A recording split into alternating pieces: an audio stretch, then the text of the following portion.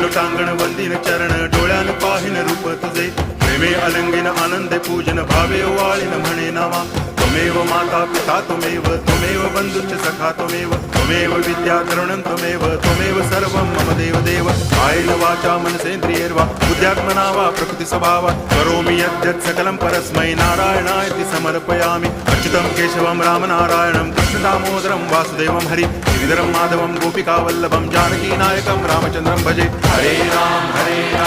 Ram Ram Hare Hare Hare Krishna